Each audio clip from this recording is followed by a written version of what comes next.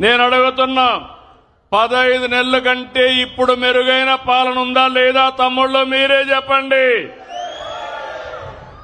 సంక్షేమ కార్యక్రమాలు అర్హులకు అందుతున్నాయా లేదా మీరే చెప్పండి. అభివృద్ధి బాగుందా లేదా అని మిమ్మల్ని అడుగుతున్నా. ఈరోజు కేంద్రం కూడా మీరు చూస్తే జీఎస్టీ తీసుకొచ్చారు. జీఎస్టీ ద్వారా సూపర్ సేవింగ్స్, దసరా, దీపావళి, ఇంకో పక్క సూపర్ 6, ఇప్పుడు ఇంకో పక్క సూపర్ జీఎస్టీ. ఈ జీఎస్టీ వల్ల మీరు కొనే వస్తువుల రేట్లు బాగా తగ్గిపోతున్నాయి. మీకు కూడా వెసులుబాటు వస్తా ఉంది, కొనుగోలు శక్తి పెరుగుతా ఉంది.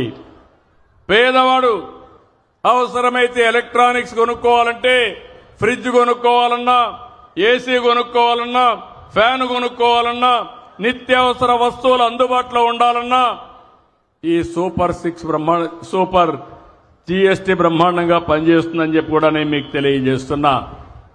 ఇలాంటి వినూత్నమైన కార్యక్రమాలు వచ్చినప్పుడు నిన్న మొన్న నేను చూశాను.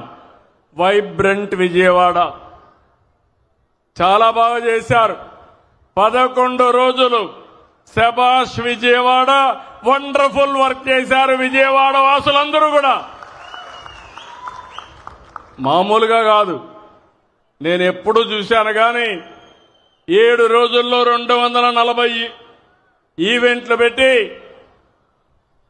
పుర ప్రముఖులందరూ కలిసి, ప్రభుత్వం కలిసి, ప్రజాప్రతినిధులు కలిసి ఒక బ్రహ్మాండమైన వాతావరణాన్ని క్రియేట్ చేశారు.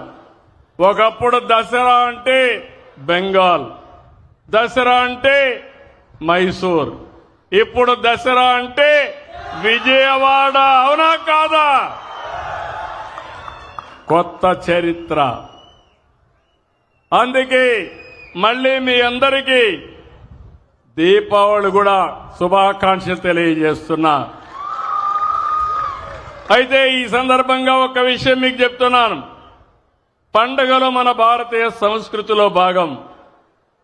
ముఖ్యంగా మన తెలుగువారు కూడా అత్యంత భక్తితో, నిష్ఠతో, శ్రద్ధతో జరుపుకుంటాం. ఈ రోజు మీరు చూస్తే కృష్ణమ్మ ఎంత బ్రహ్మాండంగా పారుతా ఉందంటే, ఆ కృష్ణమ్మ వారధికి సాయంత్రం ఒక్కసారి పోయి చూస్తే కన్నుల పండుగగా ఉంటుంది, ఆహ్లాదాన్ని ఇస్తుంది. ఆ కృష్ణమ్మ తల్లి ఈ విజయవాడని టచ్ చేసి సముద్రంలోకి పోవడం మన అదృష్టం అని చెప్పి నేను మీకు తెలియజేస్తున్నా.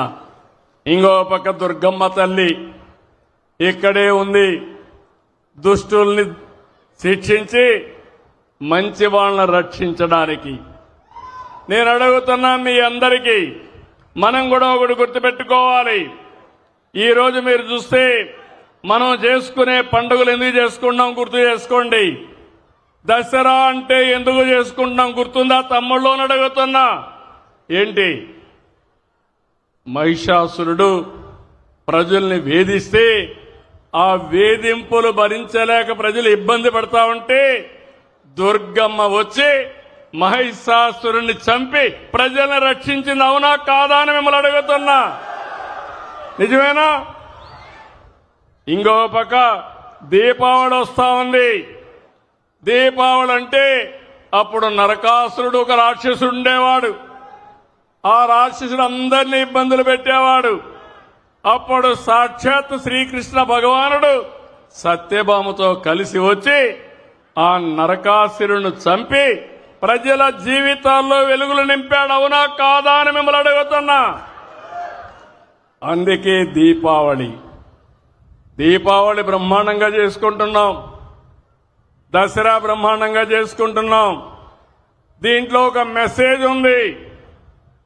దుష్టుల్ని ఎట్టి పరిస్థితుల్లో ఉపేక్షించకూడదని నేను అడుగుతున్నా. ఇప్పుడు మిమ్మల్ని అందరినీ 19/2004లో ఏం తమ్ముళ్ళు ఎవరన్నా నవ్వే పరిస్థితిలో ఉన్నారా ఈ రాష్ట్రంలో? పండుగలు చేసుకునే పరిస్థితిలో ఉన్నారా ఈ రాష్ట్రంలో? ఆటో డ్రైవర్లు స్వేచ్ఛ ఉందా ఈ సమయంలో?